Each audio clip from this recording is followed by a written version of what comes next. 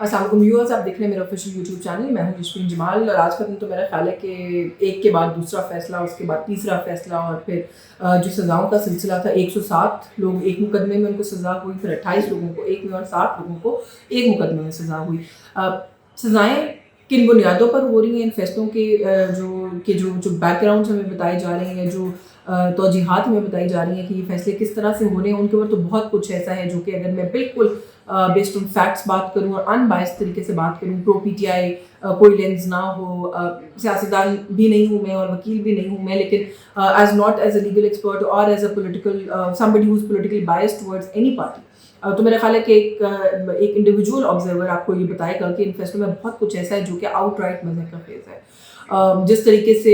ہم پہلے بھی یہ باتیں کہتے رہے ہیں کہ 9 مئی کے فیصلے کے اندر پروسیکیوشن کی طرف سے جو کچھ جواب کسی بھی ایک اسٹرانگ کیس کی بنیاد کے اندر جو چیزیں ہوتی ہیں کہ آپ کے پاس وٹنسز کتنے اچھے ہیں، آپ کا ایویڈنس جو ہے اس کا بیک گراؤنڈ کتنا سالڈ ہے، وہی والی ویڈیوز جو کہ پی ٹی آئی کے لوگوں کی یا P T I pro P T I handle سے اس دن بنا کر سوشل میڈیا پر اپلوڈ کی گئی، those were the only evidences they had, اور وہ بھی جمع نہیں کرائی گئی. میجورٹی جو کیسز ہیں ان کے اندر پروسیکیوشن کی طرف سے وٹنسز کے اندر 2 پولیس والے جن کا یہ کہا گیا کہ وہ چکمہ دے کر زمان پارک کے اندر داخل ہو گئے تھے، اور جہاں میٹنگ ہو رہی تھی جس کمرے میں، اس کمرے میں ایک جو ہے وہ ٹیبل کے نیچے تھا اور وہاں پہ بیٹھ کے باتیں سن رہا تھا اور ایک صوفے کے پیچھے تھا. یہ وٹنسز کی کوالٹی کا لیول ہے. جب اس کے اوپر فردر تحقیق کی گئی تو پتہ لگا کہ وہ جو پولیس والا جس کا بار بار حوالہ دیا جا رہا ہے وہ اس روز کام پر ہی نہیں آیا تھا، وہ چھٹی پر تھا. تو میں سمجھتی ہوں کہ بہت پروسیکیوشن کی طرف سے جو کیس بلڈ کیا گیا وہ بہت ہی کمزور تھا.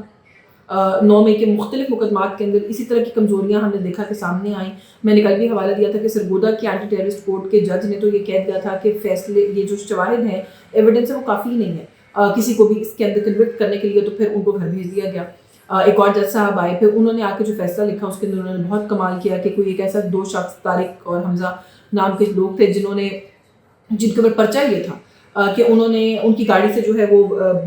چھوٹے والے بامز جو ہیں وہ بھی برآمد ہوئے ہیں، ان کی گاڑی میں ماچس کی تیلی تھی، ان کی گاڑی سے پیٹرول نکالا گیا، تھانے کو آگ لگائی گئی، ان کے پاس رائفل بھی تھی اس ایف آئی آر کے مطابق. اور پھر اس کے بعد جج صاحب نے لکھا کہ ان لوگوں کو اس گراؤنڈ کے اوپر بری کیا جا رہا ہے کہ ان لوگوں نے اپنے آپ کو یہ ایگزیکٹلی انہیں ٹرمز میں لکھا ہوا ہے، الفاظ میں لکھا ہوا ہے اس فیصلے کے اندر، کہ ان لوگوں نے اپنے آپ کو پاکستان تحریک انصاف سے ڈس ایسوسیٹ کر لیا، جس کی وجہ سے اب کوئی جواز نہیں بنتا. اور یہ سول ریزن یہ والا جو ہے یہ کافی ہے اس پورے مقدمے کو ڈسکارڈ کرنے کے لیے. اور اگر کسی پوائنٹ پر کوئی سمجھتا ہے کہ ان لوگوں کے اوپر بات ہونی چاہیے تو پھر جب کوئی آفیشلی دوبارہ کیس لے کر آئے گا تو پھر تب کی تب دیکھی جائے گی. فی الحال ہم اس مقدمے کو جو ہے ان دونوں کے اوپر سے اس مقدمے کو جو ہے وہ خارج کر رہے ہیں. تو میرا خیال ہے کہ جو اس طرح کی پریسیڈنٹس ہم نے دیکھی ہیں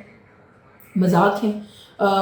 جو فیصلے اب آ رہے ہیں ان کے اوپر بھی بہت سارے سوالات ہیں، یہ بھی مذاق ہیں. ایک شخص جو ہے اس کے اوپر 4 پرچے ایک ہی چیز کے، وہ ایک ہی وقت میں میاں والی میں بھی آگ لگا رہا ہے، وہ فیصل آباد میں بھی آگ لگا رہا ہے، سرگودا کا تھانہ بھی جلا رہا ہے، وہ لاہور میں بھی ہے. اور اس طرح کی بنیاد کے اوپر بنے ہوئے کیسز کے اندر لوگوں کو سزائیں ہوئی ہیں. ہاں کچھ جو ہے بلو آئٹ ضرور نکل گئے ہیں بیچ میں سے، کچھ کیا بالکل 4 کا نمبر ہے. اتنے سارے نمبرز میں سے جو میں نے آپ کو دیے اس کے اندر پی ٹی آئی کے کارکنان دیے، پی ٹی آئی کی سینئر لیڈرشپ جو ہے وہ بھی شامل ہے، لیکن فواد چودھری،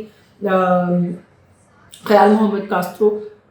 زین قریشی اور ایک صاحب اور ہیں، یہ 4 لوگ ہیں جو بری کر دیے گئے ہیں تمام مقدمات میں سے. اب وہ جو ان کی بریت ہے اس کے اوپر بھی بہت سارے سوالات ہو رہے ہیں. ایسے جو لوگ جن کے نام آ گئے ہیں ان کے اندر کچھ بڑے سینئر لوگ بھی ہیں پاکستان تحریک انصاف کے. سب سے پہلے تو اپوزیشن لیڈر پنجاب اسمبلی والے تو پہلے کنوکٹ ہو گئے تھے، اب سینٹرل میں بھی، اور یہ خبر بھی ہم نے پہلے بھی بات کی تھی اس پہ کہ عمر ایوب صاحب جو ہے ان کا بھی بہت جلدی جو ہے وہ نام نکل آئے گا. تو عمر ایوب صاحب جو ہے ان کا بھی نام نکل آیا ہے. شاندانہ گلزار کا تو اریسٹ وارنٹ نکلا ہے، ان کو سزا نہیں ہوئی ہے، لیکن زرتاج گل، کنول شوذب، شبلی فراز، بہت سارے اس طرح کے اور سینئر جو ہیں وہ نام ہیں لوگوں کے. اور پھر کچھ اریسٹ وارنٹ کی لسٹ جو ہے وہ بھی بہت لمبی ہے، اس کے اندر رؤف حسن، سلمان اکرم راجہ، شاندانہ گلزار، شیر افضل مروت اور بہت سارے اس طرح کے نام ہیں کہ ان کا ادھر اسلام آباد تھانہ جو کیس ہے اس کے اندر ان کے اریسٹ وارنٹس جو ہیں وہ نکلے ہیں. لیکن یہ جو معاملہ ہے 9 مئی کے کیسز کا، جس کے میں نے آپ کو بتایا کہ اتنی بڑی تعداد میں لوگوں کو سزائیں ہوئی ہیں، ان کے اوپر بہت سارے کویسچن مارکس جو ہیں وہ اس وقت ریز کیے جا سکتے ہیں. اپوزیشن کا بڑا سخت، اپوزیشن کی جو اور کچھ جماعتیں جو پی ٹی آئی کے ساتھ ہیں یا لوگ ہیں رہنما، ان کا بڑا سخت رد عمل آ رہا ہے. مصطفیٰ نواز کھوکر کہہ رہے ہیں کہ ہم ان فیصلوں کو نہ مانتے ہیں اور ہم انہیں مسترد کرتے ہیں. انہوں نے کہا کہ ہم چیف جسٹس آف پاکستان سے اپیل کرتے ہیں کہ ان فیصلوں کے اوپر نظر ثانی کریں، کیونکہ یہ جو نظام عدل ہے اس کے اوپر ایک سوال یہ فیصلے جو ہے اٹھا رہے ہیں اور یہ شرمندگی کا باعث ہوں گے نظام عدل کے لیے ہمارے. اور میں بھی یہی سمجھتی ہوں کہ انٹرنیشنلی بھی ہمارا جو کچھ میسج اس کے اوپر جا رہا ہے वो बड़ा ही अनफॉर्चुनेट है। अच्छा, ये वही मुस्तफ़ा नवाज़ खोखर हैं जिन लोगों ने ये कुछ लोगों ने जो है वो एक ऑल पार्टीज कॉन्फ्रेंस आज बुलाई हुई थी और कल का पूरा दिन उसको लेकर जो तमाशा रहा कि इस्लामाबाद के एक मकामी होटल में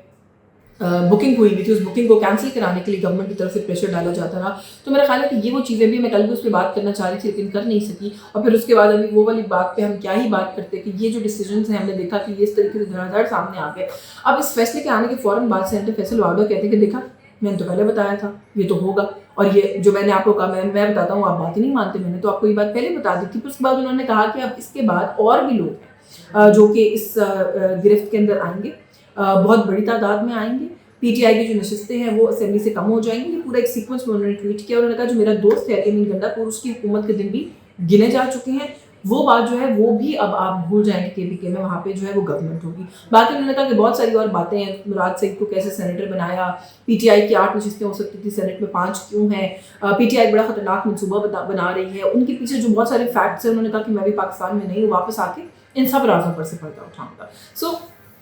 इस तरह की ट्वीट्स आना और ये लोगों का क्लेम करना कि देखा जी हम तो पहले ही कह रहे थे, असि दसिया सी कि ये होना है। मेरा ख्याल है अगेन चाहे वो वाडा साहब करें या कोई भी करे, ये भी निज़ाम आदिल के ऊपर एक सवाल है। ये डिसीजन इसी तरीके से आएंगे और इतनी ही स्पीड से आएंगे और इतनी ही स्पीड से इन पर अमल दरामद होगा। ये फैसल चौधरी साहब, फवाद चौधरी साहब के भाई हैं, हमारे शो पे कुछ अर्सा पहले कह कर गए थे कि आप देखिएगा कि किस तरीके से असेंबली से इनका सफाया होता है, और अभी आगाज़ लगता है कि उस सफाई का हो गया है। बैरिस्टर गौहर ने भी इस बात के ऊपर गुफ्तगू करते हुए कहा है जी कि जमहूरियत को डिरेल करने की कोशिश है, हमारा पार्लिमानी वजूद ख़त्म करने की कोशिश है, और अब हम इसके ऊपर बैठ कर गौर करेंगे कि हमने क्या इस तरह के पार्लियामेंट का हिस्सा रहना है कि नहीं है। सो अब ये भी चहमा गोलियाँ हो रही हैं कि पाकिस्तान तहरीक इंसाफ शायद पार्लियामेंट से पहले की तरह मुस्ताफ़ी हो जाए, और एट द सेम टाइम ये भी बातें की जा रही हैं कि वो मुस्ताफ़ी हो या ना हो, लाइक आई एम सेइंग कि पार्लियामानी उनका वजूद जो है उसका सफाई का फैसला हो गया है, तो गवर्नमेंट को एक एब्सोल्यूट मेजॉरिटी देने की कोशिश है। और आने वाले दिनों में पाकिस्तान मुस्लिम लीग नवाज आपको मजीद ना सिर्फ तगड़ी नजर आएगी पार्लियामेंट में, बल्कि ऑल इन ऑल नजर आएगी, क्योंकि उसकी खबर का अगली कड़ी जो है वो ये है कि पाकिस्तान पीपल्स पार्टी जो है उसके वजूद को भी इनसिग्निफिकेंट कर दिया जाएगा। नून लीग को ज़रूरत नहीं होगी पीपल्स पार्टी की भी to survive in the parliament.